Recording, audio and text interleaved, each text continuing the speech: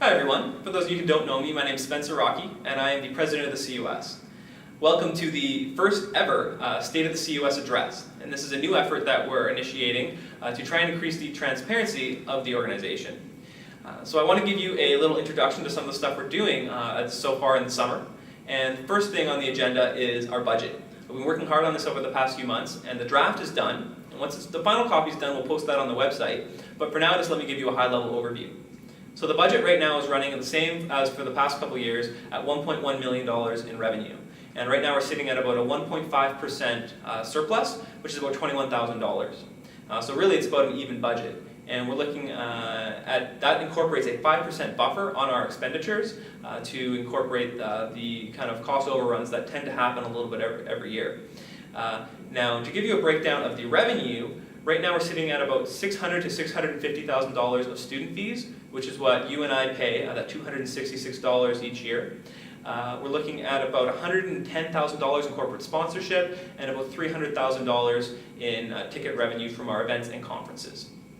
Now, my commitment to you and the commitment of our VP Finance, Josh Wood, is that we will not be going over budget this year. And the way we're going to help do that hasn't been done in the past, is that any time a student counselor submits a reimbursement that is beyond what was budgeted for, it simply will not be reimbursed, and they will have to incur that cost personally. And that's not an approach that's been taken in the past, so we hope to increase the accountability of the CUS in that manner. So, moving along from the budget, I want to start to talk about the building. For those of you who have been in Commerce before, you know that Henry Angus has been under a lot of construction.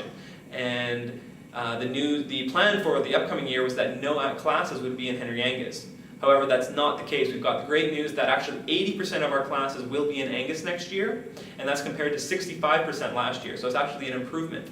And that other 20% will not be in swing like they were last year. That other 20% will be split up between new classroom space being built underneath Sage Bistro and our old classroom space in the Hennings building. Now, just so you guys are aware, our priorities going through this construction process, are on social space and on academic space. And what we're doing right now is some initiatives to improve that. We've actually installed some new tables and chairs into the CG Lounge, which will help provide group study space, much like the David Lamb Forum. And will also hopefully make CG more of a social hub like it used to be, so that we can kind of continue that sense of community that was potentially lost a little bit last year during the Henry Angus construction. Moving along, one of the biggest initiatives of the CUS for this upcoming year is writing an entirely new constitution, and that's underway, and it's very exciting. There's going to be a lot of changes coming. For example, right now what they've been working on is the structure and power section, which would essentially have an elective board of directors overlook the executive team, like the president and the vice president. So a lot of change coming, and I would encourage you, if you're interested, to get involved through open meetings that will be held near the end of every month. So keep your eyes peeled in late June in the CU Sunday email. Continuing to move along, we have some exciting new developments in the academic realm. We have two new concentrations that are potentially going to be pushed through as the result of our VP Academic. One of them is a concentration in sustainability. So this will be much like the entrepreneurship concentration that exists. It's something you tack on to your official major, your official option. So you might do marketing plus sustainability. So that's exciting. We're also looking at one in business laws. For all of you aspiring lawyers out there, some exciting new developments. These would take about, I'm not sure the specifics, but about 3 additional courses on top of your official major.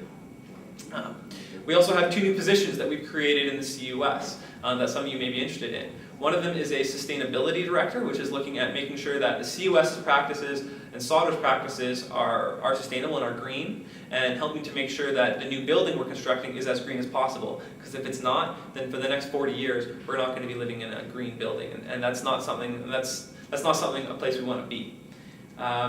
We also have instituted an alumni relations manager position, which is going to be helping build connections between students and alumni, as well as preparing students to become alumni as we leave the school, and making sure that we're going to be engaged in the school going forward. So the last exciting development I want to talk to you about is the new website we're designing.